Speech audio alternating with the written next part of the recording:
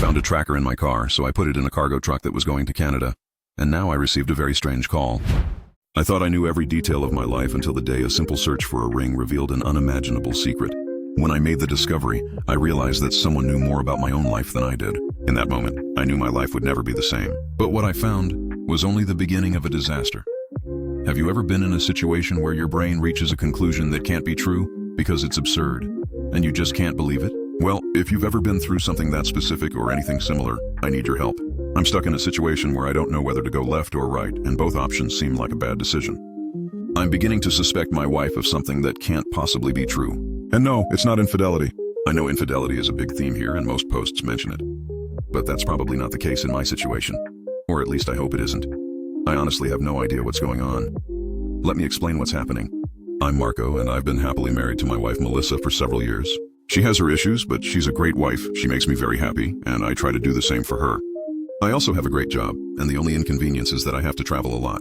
But I'm well paid, so it's an easy trade-off, right? Well, not for my wife. That's because she's very distrustful and paranoid, although she wasn't like that when we started dating. I met Melissa at university. We quickly became very good friends. She was the only person, besides my childhood best friend Liam, with whom I felt comfortable sharing personal things. Liam and I went everywhere together, and little by little, Melissa and I grew closer and closer until one day we simply started dating. Back then, she seemed perfect, which was a little scary because it meant she might be hiding something. But since we had been friends for so long, I thought I would have noticed if she were hiding anything. A few years later, we got married and I moved into her house. For anyone wondering, Liam is still my best friend. He's also married and lives nearby. So yes, my friendships are long-lasting. Back to the point, a few months after we got married, I started to notice that Melissa was actually a very suspicious person. She didn't try to hide it, and when I asked, she told me directly that she felt insecure, and that because I traveled so much, she was very afraid someone would take me away from her. I won't lie, it's a little irritating to have a paranoid wife, but it's also very touching. The way I see it, she can't stand being without me even for a minute, so she wants to know where I am and what I'm doing all the time. I won't say it's easy because, as I already mentioned, sometimes it's really irritating. So much so that we end up arguing because I didn't answer her call and she gets upset with me. But if you remember she does it out of love, you can have a good relationship. Still, someone in my position has to be very patient. Otherwise, it just won't work. Honestly, I believe that if it were anyone else, this marriage wouldn't have lasted. Sometimes I joke with my wife saying she's lucky to have me, and she agrees. That's my life. Normally I go to work, they tell me where I have to travel that week and for how many days, then I tell my wife. She pretends to be mad and I make her laugh. But this week was different. A few days ago, I found out I'd have to travel far away for a client meeting. Obviously, Melissa wasn't happy about me being gone for 2 days.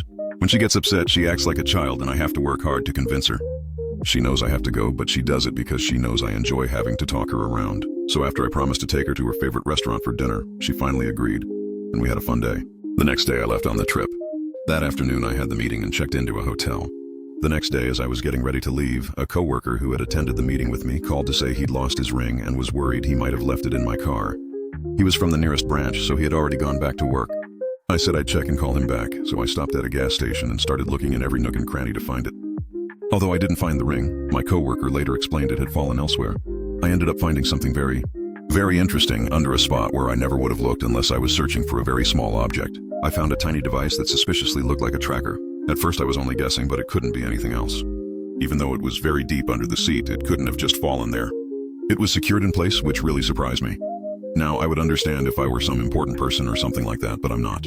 My company always knows where I am because I travel for work, so there's no reason for them to track me. My wife knows where I am all the time, so there'd be no reason for her either.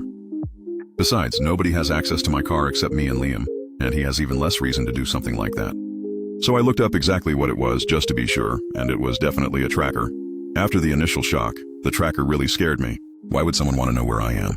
Since I knew it couldn't be anyone close to me, I felt the tracker had been placed by someone who wanted to harm me, my family, or my company, or do something equally bad. I know it's a little silly to assume that, but who can blame me? A tracker isn't a normal thing to plant on someone. After scaring myself, I thought the best thing would be to trick whoever was tracking me for a day. My idea was that if I were in any kind of immediate danger, I'd be taking my wife with me by going home. So I told my company I had some issues and would be back the next day. I told my wife I had extra work. Then I drove around for a while to see if anyone was following me. I used everything I'd seen in movies of this kind, because I never thought I'd go through something like this. After a while, I was sure no one was following me, so I went back to the hotel to think. The most amazing part of all this is that it seemed to be someone I didn't even know. So how did they plant the tracker? No one else touches my car except me, my wife, and my best friend. And my wife is the one who cleans it. She does it because she loves cleaning. So to me it was clear it wasn't possible for someone to have planted the tracker without one of us noticing. While I was thinking about this, my wife called to ask where I was. That was very strange, because obviously I had already texted her. And although she's paranoid, normally she would just accept it. But suddenly she started doubting me, saying I was a liar, and kept asking where I was going. I found this very strange considering I had just discovered a tracker in the car. See, I showed her on a video call that I was still at the hotel, and only then did she kind of believe me. Now that made me suspicious of her, because it's possible that her distrust of me led her to put a tracker in the car, and she's the only person I believe could do it successfully without me noticing. But on the other hand, it's one of the most absurd things, because I've never done anything to feed her distrust, so she wouldn't have a reason to go that far. Besides, my loving wife would never do that. She'd think about how I would feel upon discovering she didn't trust me at all. I don't like the idea that it could be my wife, so I decided to set it aside and go back home. But I didn't go home with my car, just to see what would happen. I left the car at another friend's house and then went home. My wife was very angry with me and kept demanding that I tell the truth. She refused to believe that my car had broken down and was in the shop for a few days. What unsettles me the most is that she didn't even stop to consider whether I was lying.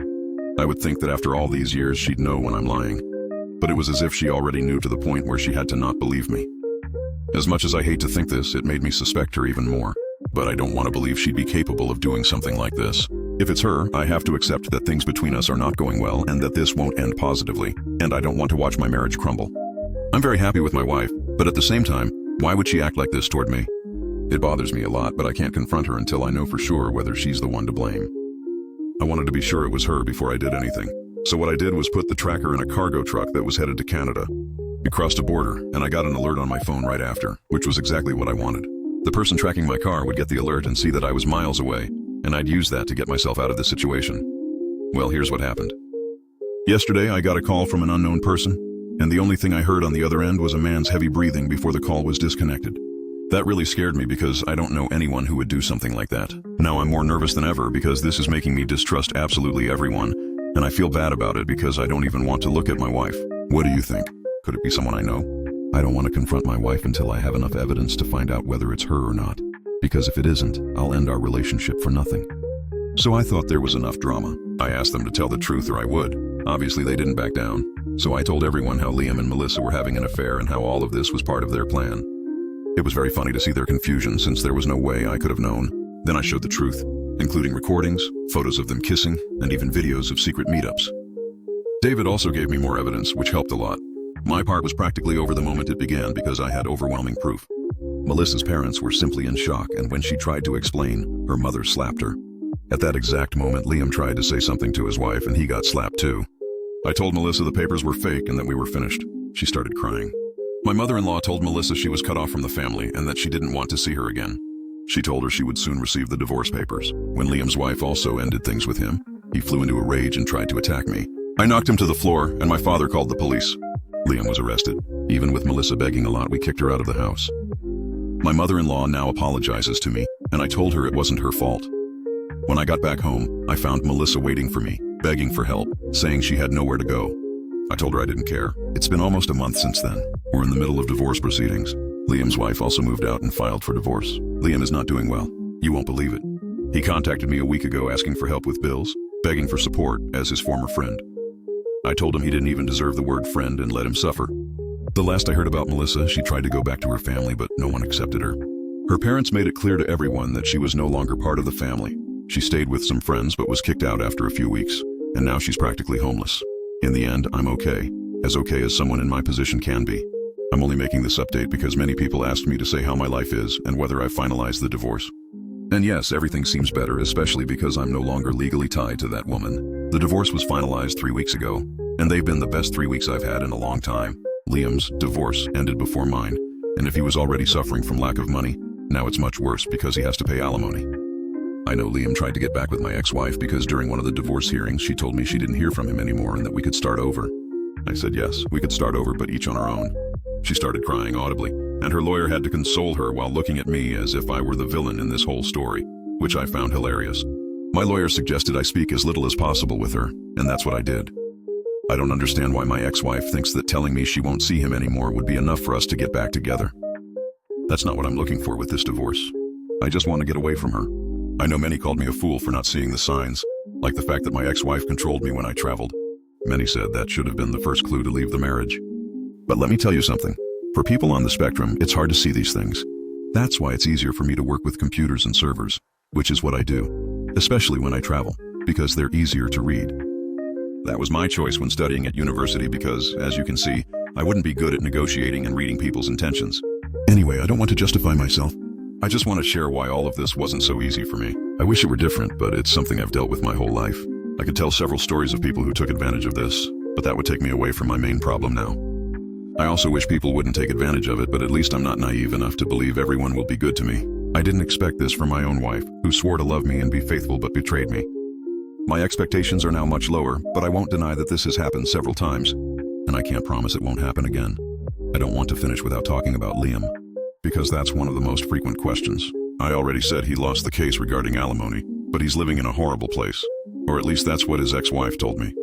She and I stayed in touch throughout the process, since I had a lot of information she used in the divorce. That allowed me to know what happened to him. I can also say she has already met someone else, and Liam didn't like that at all. After everything blew up, he asked his ex-wife for forgiveness several times, but just like me, she didn't accept it. As for whether my ex-wife and Liam are together now, I don't know. I have no one who can tell me anything about it, since I don't talk to my ex, and Liam's ex-wife doesn't know either. Edit. Oh, I forgot to mention the outcome of the divorce with my ex. Well, she didn't have to pay alimony, and the house I gave my parents is in their name. Also, the house that originally belonged to my parents, I would inherit it at some point, so she can't claim that either. In short, she walked away from our marriage with very little due to her infidelity. Commentary Reddit observer. And that's how the truth finally came out. Two people he trusted most betrayed him and lost everything in the process. What about you? Do you think he made the right choice, or should he have handled it differently? Share your thoughts in the comments below. And if you enjoyed this story, don't forget to like, subscribe, and hit the notification bell so you don't miss the next one.